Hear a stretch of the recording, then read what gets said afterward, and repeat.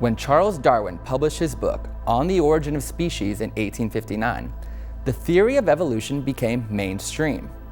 This dangerous ideology would end up having a catastrophic impact. Darwin didn't invent the idea of evolution, obviously. I mean, the Greeks believed in evolution. He just popularized a particular view of evolution that gave people what they thought was a scientific justification for rejecting God and explaining everything by natural processes. I mean, if you read his letters and you read his books, he was really out to try to explain life by natural processes. He was really out to try to get rid of this idea that God created anything. Evolution is an idea, and a lot of people are taught that it's science and it's part of the scientific method, but it's an idea, it's an ideology. And those who embrace this ideology under the guise of science is false. It's a myth. Of course, Darwin set forth the idea that we evolved, we weren't created, and this was huge. The implications, and I know we're talking about things that happened more than a century ago, but the implications for academics, politics, culture, even for religion, the implications are huge. We've taken God out of the equation. When God goes out of the equation, morality goes out of the equation. The law goes out of the equation. The key difference between creationism and evolution is the idea of order and design.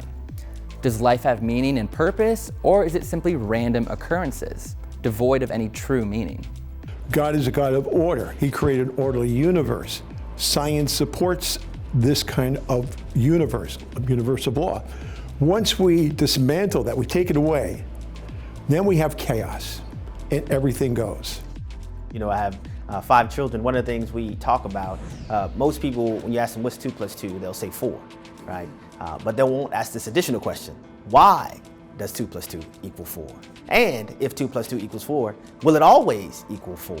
And the point I'm getting at is that in order for disciplines like mathematics and science to work, they require constancy and order. You can't get a consistent mathematical equation and a consistent scientific formula without there being a designed universe.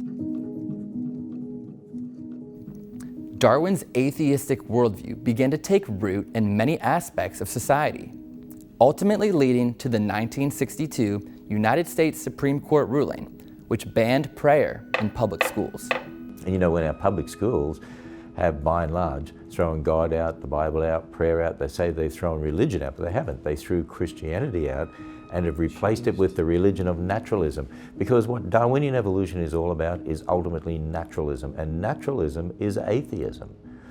And that's what's really happened. If you read the public school textbooks, I've read a number of them, the biology textbooks, geology textbooks, and they say, you cannot bring the supernatural into science. Science can only explain things by natural processes. What they're saying is naturalism is the basis by which we teach you how to think about these issues. And naturalism is atheism. When you take evolution, for example, which is taught in our schools and it's dominant in our universities, that really life is random, that there is just sort of an accident to it, and survival of the fittest. So the children go to school and they're not taught the truth, they're not taught biblical standards, and so they're confused and they try to seek out sexual practices as young children, or they try to change their gender or their identity, or they go into drugs or alcohol, and then into adults. People are constantly trying to find meaning and purpose because there's an emptiness in their soul because they don't take the truth of the Word of God. This laissez-faire attitude towards life encourages irrational thinking rather than rational thinking, which can be a slippery slope.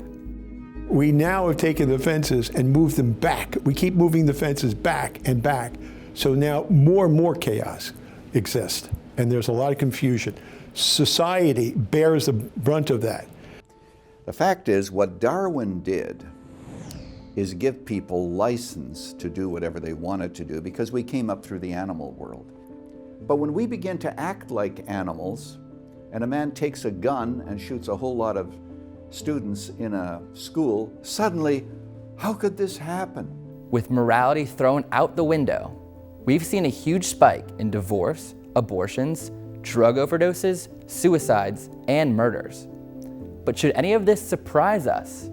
Out of Darwin's teachings flow many dark and sinister ideologies.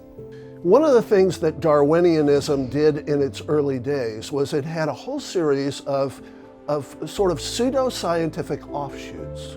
Francis Galton, who was a nephew of Charles Darwin, was in fact the founder of eugenics.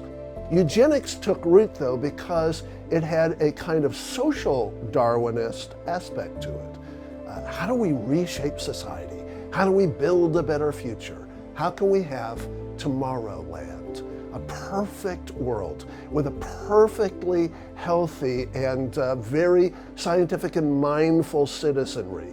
That was the goal of eugenics. And essentially, Planned Parenthood became the foot soldiers of the eugenics movement. Margaret Sanger was the founder of Planned Parenthood. When we look at Margaret Sanger, we see that she was a follower of Darwinian evolution. In America, we had a very popular eugenics movement in the early 1900s. And many of the intellectuals, rich, well-to-do people, were involved in this kind of better man. Margaret Sanger was right in the middle of it. And the idea of a better man was evolutionary from its very beginning. That Darwin's evolutionary tree existed and that there were lower forms, and those lower forms, a lower form of man. And behind the idea of eugenics comes inherent racism. If you take a look at Darwin's theory and really understand it, Darwin even had trouble with the idea of racism. The fact that our institutions are teaching evolution in its way is racist. So this idea of racism is not new. It's been around. It's just that we've been tiptoeing around it and using different terminology. When you look in terms of evolution, evolution by its own form is racist. It is vital to understand the dangers young people face with this radical atheistic ideology coming at them on all fronts. Many young people, even raised in a Christian home, maybe they made a profession of faith, but they go away to college and they're kind of blindsided by things like relativism, Darwinian evolution, materialism, or they sit under professors that almost make it their business to shatter the faith of young people. That's intellectual skepticism.